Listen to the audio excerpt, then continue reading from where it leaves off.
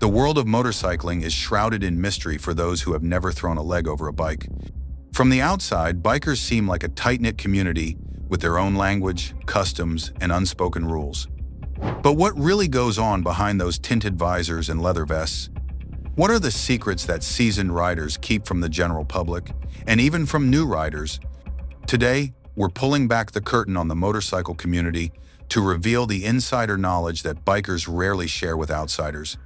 Let's start with one of the most fascinating secrets in the biker world, the wave. If you've ever driven past motorcyclists on the road, you might have noticed them extending their left hand down and to the side when passing other bikers. This isn't just a friendly gesture, it's a sacred tradition with deeper meaning than most people realize. The biker wave, often called the low wave or two-finger salute, is a sign of solidarity and mutual respect among riders. But here's what you don't know. There's an entire hierarchy to this wave. Harley riders might not wave to sport bike riders. Cruiser enthusiasts might ignore scooter riders entirely. Some old-school bikers believe that if you're riding a bike with 3 wheels or an automatic transmission, you don't deserve the wave at all. The politics of the wave can be more complex than international diplomacy, and breaking these unwritten rules can mark you as an outsider faster than anything else. Another secret that bikers guard closely is just how expensive this hobby really is. Sure, everyone knows that motorcycles cost money, but the true financial commitment goes far beyond the sticker price. What they don't tell you is that the bike is just the beginning. You'll need gear, and good gear isn't cheap. A quality helmet alone can run you $500 or more. Then there's the jacket, the pants, the gloves, the boots, and all the seasonal variations of each. But it doesn't stop there. Motorcycles require constant maintenance, and if you can't do it yourself, you'll be visiting the mechanic more often than you'd like. Tires wear out frighteningly fast, especially if you enjoy spirited riding. Chain maintenance is constant. Oil changes come frequently. And then there are the modifications, because no biker is ever truly satisfied with their bike as it came from the factory. Before you know it, you've spent twice the value of your motorcycle just keeping it running and making it your own. Here's a secret that might surprise you. Most experienced bikers have been in at least one serious accident or have had multiple close calls that still haunt them. They don't talk about it much because it breaks the invincible image. But the truth is that riding a motorcycle is inherently dangerous. What separates experienced riders from reckless ones is that the experienced riders have learned to respect that danger. They've developed what's called situational awareness to an almost superhuman degree. A good rider is constantly scanning the road for hazards, predicting what other drivers might do, planning escape routes, and making split-second decisions that could mean the difference between life and death. They notice the car in the parking lot that might pull out without looking. They see the oil slick in the turn before they reach it. They spot the deer at the edge of the tree line before it decides to cross. This hypervigilance becomes second nature, but it's exhausting, and it's why many riders say that motorcycling is more mentally demanding than physically demanding. The motorcycle community also has secrets about the different tribes within the culture. You've got your Harley riders, your sport bike enthusiasts, your adventure riders, your cafe racer hipsters, and your vintage collectors, among many others. Each group has stereotypes about the others, and the rivalry can be intense. Sport bike riders think cruiser riders are old and slow. Cruiser riders think sport bike riders are young and reckless. Adventure riders think they're better than everyone because they can go off-road. And everyone makes fun of the guys on scooters, even though modern scooters can be surprisingly capable machines. But here's the real secret. Despite all the tribalism and the rivalry, when a rider goes down on the road, all that nonsense evaporates instantly. Bikers will stop to help other bikers, regardless of what they're riding. There's a code, an understanding that when things go wrong, we're all in this together. Let's talk about something that bikers definitely don't advertise: how cold, hot, and uncomfortable riding can actually be. Motorcycle manufacturers and the media love to show riders cruising on perfect sunny days with the wind in their hair. What they don't show you is the reality of being caught in a rainstorm where water finds every gap in your supposedly waterproof gear. They don't show you the 100-degree days when you're stuck in traffic and the heat from the engine is cooking your legs. They don't mention the freezing morning commutes when your fingers go numb despite your heated grips and winter gloves. they certainly don't talk about the bugs. Oh, the bugs. If you've never taken a June bug to the throat at 70 miles per hour, you haven't truly lived. And let's not even discuss what happens when a bee flies into your helmet while you're on the highway. Riding a motorcycle means accepting that you'll sometimes be miserable, and you do it anyway because the good moments outweigh the bad. Speaking of discomfort, there's another physical reality that bikers don't often discuss: the toll it takes on your body over time. Long rides can leave you sore in places you didn't know could get sore. Your wrists might ache from gripping the handlebars. Your lower back might protest after hours in the saddle. Your neck gets stiff from holding your head up against the wind resistance. And if you're riding a sport bike with an aggressive riding position, you'll discover muscles you forgot existed. Many veteran riders deal with chronic issues like carpal tunnel syndrome, back problems, or knee pain from years of riding. But they rarely complain because admitting that their beloved hobby is slowly destroying their body doesn't fit the tough biker image. Instead, they invest in ergonomic modifications, visit chiropractors regularly, and pop ibuprofen like candy before long rides. Here's a secret about motorcycle clubs that might shock you.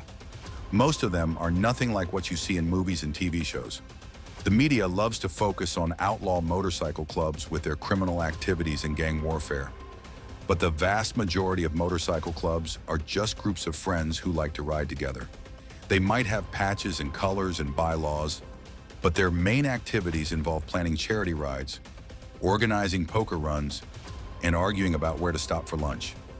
The most controversial thing happening at most club meetings is whether to change the ride schedule or what to do about the member who's always late. Yes, there are genuine outlaw clubs out there, and they should be taken seriously, but they represent a tiny fraction of the motorcycle club world. Most clubs are more like social groups for middle-aged folks who want an excuse to get out of the house on weekends. Another insider secret involves the real reason many people get into motorcycling. It's cheaper than therapy. There's something profoundly therapeutic about riding a motorcycle. When you're on a bike, you can't think about your problems at work, your relationship issues, or your financial stress. Your entire focus must be on the road ahead, the bike beneath you, and the environment around you. It forces you into a state of mindfulness that people spend years trying to achieve through meditation. The combination of focus, freedom, and fresh air has genuine mental health benefits. Many riders will tell you that their bike has saved them during dark times in their lives.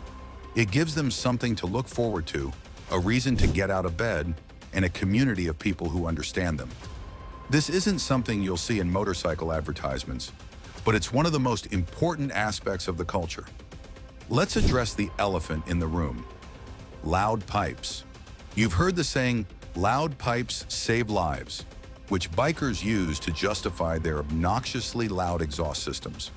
Here's the secret: that's mostly nonsense, and most bikers know it. The real reason bikers install loud exhausts is because they like the sound. It makes them feel powerful and gets them attention. The safety argument is mostly a convenient excuse. Studies have shown that loud exhausts don't significantly improve safety because the sound projects backward, not forward, where it would actually warn the cars you're approaching. But admitting that you made your bike louder just because you think it sounds cool doesn't have quite the same ring to it as claiming it's a safety feature. Some bikers genuinely believe the safety argument, but many use it as cover for what's really just a personal preference. Here's something bikers won't readily admit: the learning curve never ends. You might think that once you pass your motorcycle test and get a few thousand miles under your belt, you've mastered riding. Wrong. Every experienced rider will tell you that they're still learning, still refining their skills, and still discovering new things about their machines and themselves. The riders who think they've learned everything are usually the ones who end up in accidents. The best riders are the ones who remain humble and continue taking advanced riding courses, practicing their emergency maneuvers, and constantly working to improve. Motorcycling is a skill that requires continuous practice and respect. The moment you become complacent is the moment you become dangerous. There's also a secret about the social dynamics of group rides that outsiders never see. Riding in a group looks impressive and fun, but it comes with its own set of stresses and unwritten rules. There's always that one rider who thinks they're Valentino Rossi and pushes the pace beyond what's comfortable for the group. There's the person who never checked their fuel gauge and needs to stop every hour. There's the rider on the ancient bike that breaks down regularly, turning every ride into a roadside repair session. And then there's the politics of who leads the pack, who sweeps at the back, and how to handle it when someone rides beyond their skill level and becomes a danger to themselves and others. Many experienced riders actually prefer solo riding because it eliminates all the drama and allows them to ride at their own pace without worrying about anyone else. Finally, here's perhaps the biggest secret of all. Once motorcycling gets into your blood, it never really leaves. Bikers who have been forced to give up riding due to age, injury, or life circumstances will tell you that they still dream about it. They still notice motorcycles on the road with longing in their eyes. They still remember every bike they've owned and every great ride they've taken. The feeling of freedom, the connection between rider and machine, the camaraderie of the community, these things become part of who you are. Non-riders might see motorcycles as just another form of transportation or a dangerous hobby. But for those who truly embrace the culture, it becomes a fundamental part of their identity. The world of motorcycling is rich with traditions, unspoken rules, and insider knowledge that takes years to fully understand.